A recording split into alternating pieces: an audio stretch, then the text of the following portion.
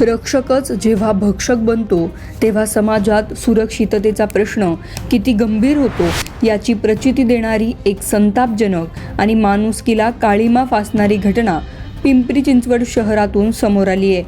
ज्या सुरक्षा रक्षकावर संपूर्ण सोसायटीच्या आणि तेथील रहिवाशांच्या संरक्षणाची जबाबदारी सोपवण्यात आली होती, त्यानेच 4 निष्पाप चिमुरड्या मुलींवर अत्याचार करण्याचा प्रयत्न केल्याने शहरात तीव्र संतापाची लाट उसळली आहे. मात्र या भयानक प्रसंगात एका 10 वर्षाच्या मुलीने दाखवलेल्या अचाट धैर्यामुळे एका मोठ्या अनर्थाला वेळीच रोखण्यात यश आलंय. ही घटना शुक्रवारी दुपारी घडली.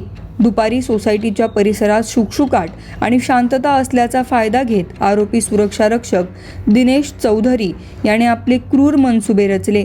सोसायटीमध्ये खेळत असलेल्या 10, 8, 6 आणि 8 वर्ष वयातील 4 लहान मुलींना त्याने आपल्या जाळ्यात ओढलं. या निष्पाप मुलींना काहीतरी अघटित घडणार आहे याची पुष्टीशी कल्पना नव्हती.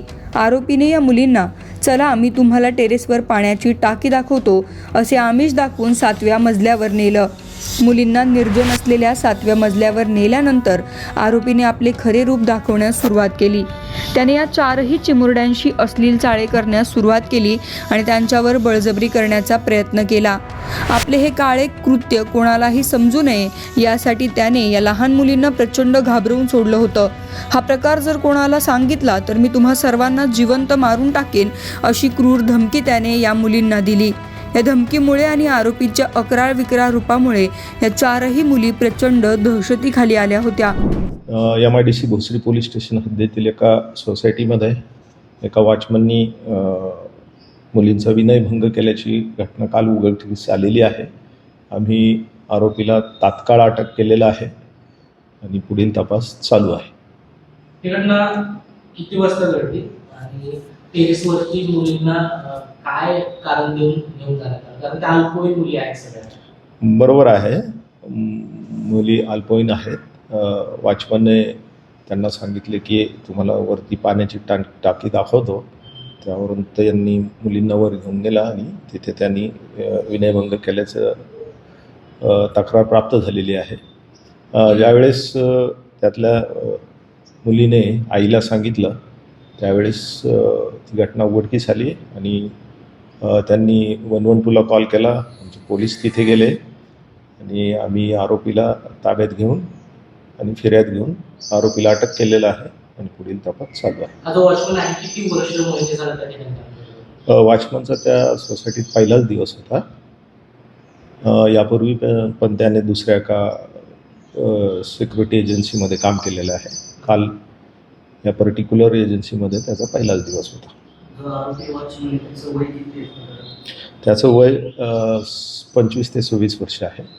आरोपीने दिलेल्या जीवे मारण्याच्या धमकीमुळे इतर मुली धास्तावलेल्या होत्या. मात्र त्यातील 10 वर्षांच्या मुलीने हार न मानता प्रचंड प्रसंगावधान दाखवले. तिने आरोपीच्या धमकीला न घाबरता या अन्यायाविरुद्ध आवाज उठवण्याचे ठरवले. ती मुलगी कशीबशी तिथून सुटून घरी पोहोचली आणि तिने न डगमगता आपल्या आईला घडलेला सर्व प्रकार सविस्तर सांगितला. पोटच्या गोळ्याने सांगितलेली ही अपभीती ऐकून पालकांच्या पायाखालची जमीनच सरकली. मुलीच्या धाडसामुळे हा सर्व प्रकार उघडकीस येताच पालकांनी कोणताही विलंब न लावता तातडीने स्थानिक पोलीस ठाणे गाठले आणि आरोपी दिनेश चौधरी विरोधात तक्रार नोंदवली. पिंपरी चिंचवड पोलिसांनी घटनेचे गांभीर्य ओळखून तात्काळ तपासाची चक्रे फिरवली आणि नराधम सुरक्षा रक्षक दिनेश चौधरी याला तातडीने बेड्या ठोकल्या. एका उच्चभ्रू समजल्या जाणाऱ्या सोसायटीत अशी घटना घडल्याने सर्वत्र भीतीचं आणि चिंतेचं वातावरण आहे. आम्ही ज्याच्यावर विश्वास ठेवून आमच्या मुलींची सुरक्षा सोपवली तेच जर असे नराधम निघाले तर मुलांनी सुरक्षितपणे खेळायचं कुठं, असा संतप्त सवाल आता पालकांमधून उपस्थित केला जातोय. या घटनेने सोसायट्यांमधील सुरक्षा रक्षकांच्या चारित्र्य पडताळणीचा मुद्दा पुन्हा एकदा ऐरणीवर आला आहे.